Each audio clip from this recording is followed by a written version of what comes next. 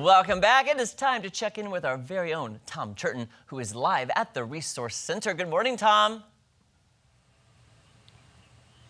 Good morning, and I am here at the Resource Center with Roy Rickstrew. He's your disability rep, and Roy, bunch of changes all of a sudden when it comes to Social Security.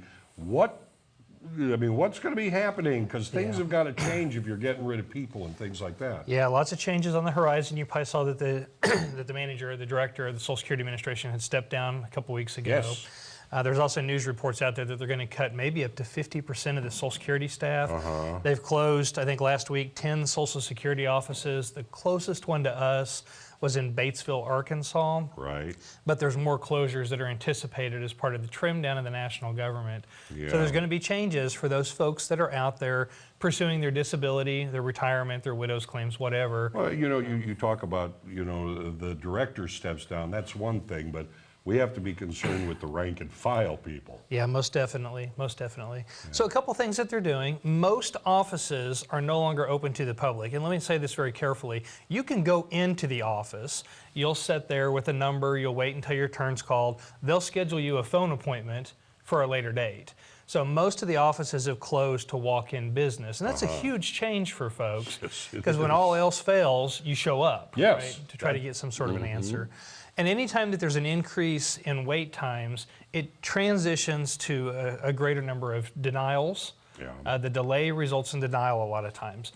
And that's an unfortunate reality of government programs, but the more people are buried in the work, the harder it is for them to keep up, and the less control they have of their workload. Unfortunately, clients often suffer with denials. And there aren't less clients, fewer clients. That's correct. That's correct. There's always an increase in the number of clients from year to year. Okay. So a couple things to remember, while Social Security is trimming down, part of the disability process is actually handled by state employees. Right. And this is our disability determinations. They work for the Department of Education here in Missouri, similar in most states. Any kind of government Social Security headcount reduction won't impact the folks who are actually making disability determinations. Okay. The other thing is the administrative law judges are kind of their unique carve-out. So the judges that hear the cases aren't necessarily attached to Social Security directly. Huge cuts in the number of people may not affect the administrative law judges.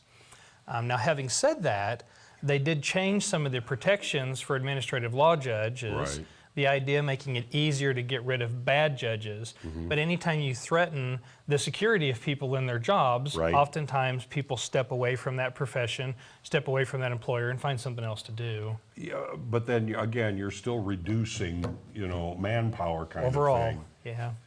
All right.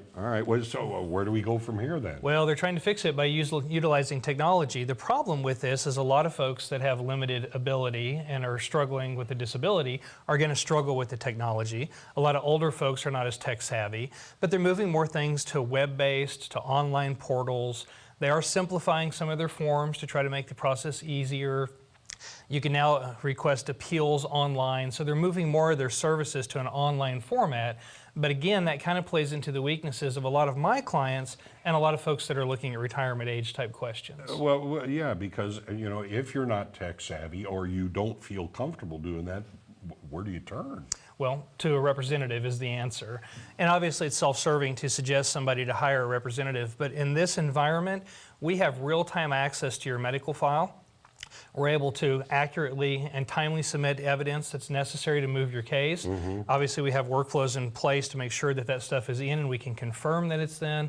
When things are kind of going to get harder for the workers at Social Security and more things are likely to get lost, having somebody that's cued in on making sure that things stay clean and effective is a great strategy. I think my immediate worry was if things start to pile up now, they just continue piling up. How do you get catch up in something like that? Yeah, it's difficult unless you have somebody who's pushing those issues for us. 417-812-6698 is me here at the office. Give me a ring, guys. Your disability rep, Roy Rickstrew. Back to you guys.